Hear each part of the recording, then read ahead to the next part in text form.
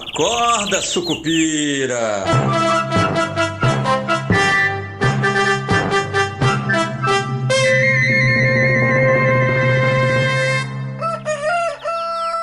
Bom dia, pessoal, sejam todos muito bem-vindos, sejam todas muito bem-vindas, esse é o nosso Acorda Sucupira. Eu sou Rodrigo Oliveira e hoje é segunda-feira, dia 15 de setembro de 2025, segunda-feira de uma semana que tem tudo para ser movimentada na área dos juros, porque deve confirmar aí o primeiro de uma série de cortes de juros lá nos Estados Unidos. E o mercado financeiro brasileiro vai ficar de olho nesse movimento americano, né? O atrasado Powell, como o Trump gosta de falar, deve promover o primeiro corte naquela ferramenta de probabilidades ali da Bolsa de Chicago. A gente tem mais de 90% de probabilidade de um corte agora em setembro, mas o mais importante é porque a curva já precifica aí 75% de chance de 3 cortes ainda este ano. Então, o limite ali do Fed Funds, né, que é a espécie de taxa Selic americana, sairia de 4,50 para 3,75 até o fim do ano. E por que isso é importante para a gente? Porque isso aumenta o diferencial de juros entre nós e os Estados Unidos, e isso acaba trazendo, fazendo com que o investidor global rotacione aí os investimentos e deve trazer mais dinheiro para cá. Além disso, acaba enfraquecendo o dólar também, ajudando o real e outras moedas, e isso também ajuda a reduzir aí, pressões inflacionárias, o que pode levar o Banco Central brasileiro a cortar juros antes ou cortar juro com mais intensidade quando o início desse ciclo de redução de juros começar no começo do ano que vem, que é o mais esperado, né? O Banco Central brasileiro também define juros nesta quarta-feira, né? Tanto o FOMC lá do Fed quanto o Copom aqui do Banco Central, então se reúnem terça e quarta. Na quarta-feira anunciam as novas taxas. Aqui no Brasil deve ficar estável nos 15%. A expectativa é para saber se o Banco Central vai retirar ali do comunicado aquela história do possível ciclo de altas, o que seria mais dovish de alguma forma, e também se vai tirar por período bastante prolongado, né, para a Selic em patamares mais elevados, né? Então é isso que o mercado está de olho nessa semana e é isso que deve movimentar aí o mercado financeiro como um todo. É claro que ainda tem uma expectativa sobre o que pode vir dos Estados Unidos em função da condenação do ex-presidente Jair Bolsonaro, né, tanto em tarifas quanto em lei Magnitsky, mas ninguém aposta muito em uma retaliação americana a essa altura do campeonato, né? Pode ser até que venha algo positivo, né? Alguma negociação positiva para o Brasil a despeito da condenação do Bolsonaro. No caso da Magnitsky, aí sim pode ser que haja a inclusão aí dos outros 3 ministros, né, que estavam ali na votação com o Bolsonaro, que era o Zanin, a Carmen Lúcia e o Flávio Dino, que votaram contra o ex-presidente, e eles podem sim ser incluídos aí naquela listagem sob a égide da lei Magnitsky, né?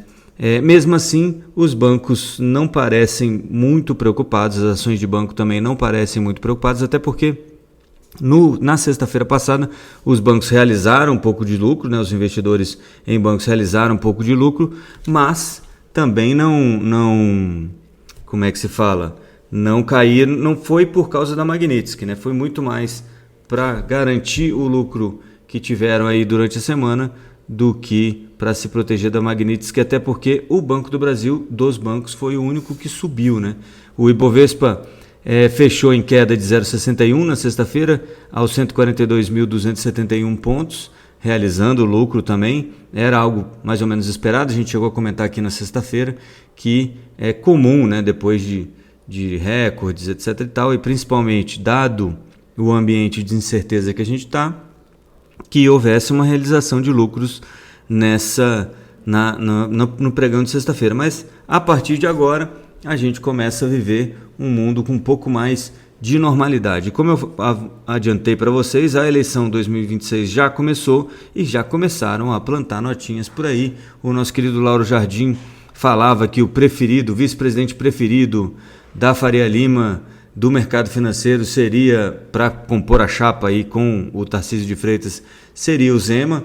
Eu acho que não faz nenhum sentido isso, né? Mas, de qualquer maneira, o pessoal acabou repercutindo um pouco essa notícia aí. Mas o que a gente tem no ambiente político é uma pressão agora para a votação do PL da anistia.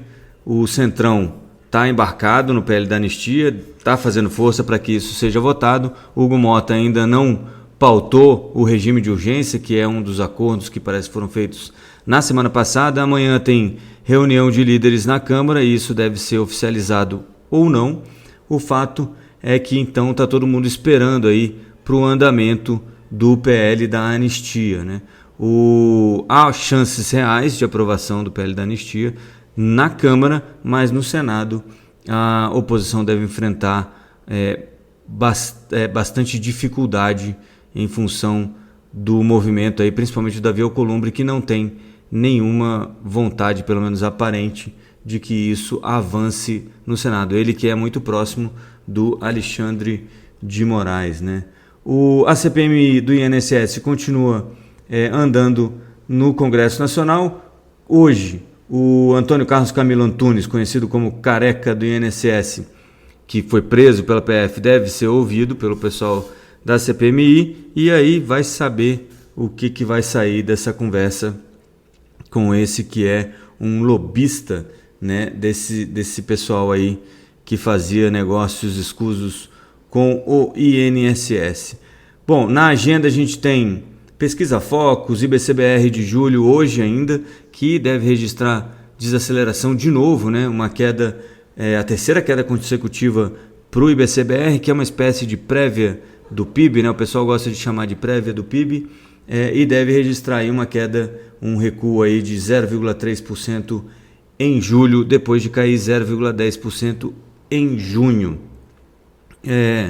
Além disso, a gente tem amanhã a taxa de desemprego que deve chegar na mínima histórica em 5,7%, né, no trimestre encerrado em julho, depois de fechar 5,8% no trimestre encerrado em junho.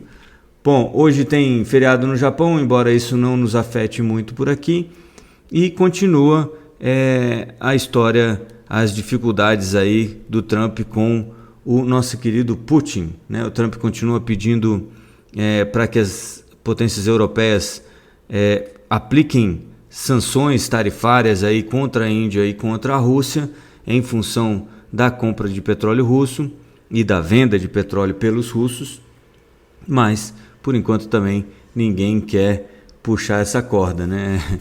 Tá todo mundo aí de olho no preço do petróleo, todo mundo preocupado com o que acontece se realmente você tirar o petróleo russo do jogo, né?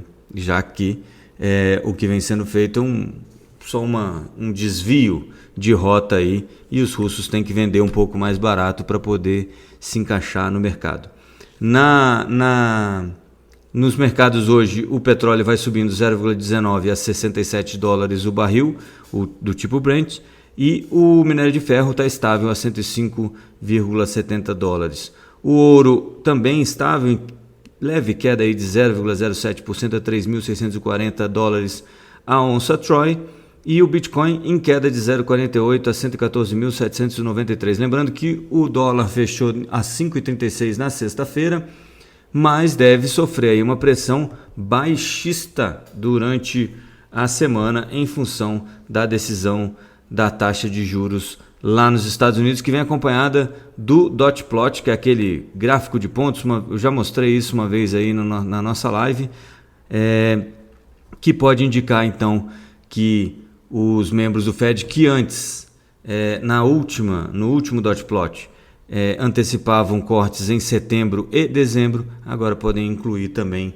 um corte em outubro. O Stephen Miron, que é aquele presidente do Conselho de Assuntos de Conselheiros aí, do presidente norte-americano Donald Trump, indicado por ele para a vaga da Adriana Kugler, deve ser aceito hoje, ou aprovado o nome dele para o Fed, hoje ainda no Senado americano, o que faz com que ele esteja apto a votar na próxima decisão aí do Fed, na terça e quarta-feira.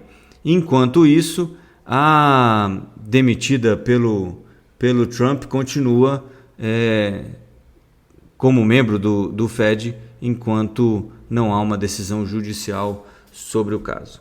Beleza? Eu vou ficando por aqui então nessa segunda-feira. Bons negócios para vocês, boa semana. A gente se vê amanhã na nossa live no YouTube às 7h30 da manhã, lá no canal Esquina Sucupira. Aliás, se você não segue o nosso canal, vá até lá, já inscreva-se no canal, ative o sininho para você receber recomendações toda vez que a gente estiver no ar. Beleza? A gente se vê amanhã então 7h30. Até lá e força Sucupira!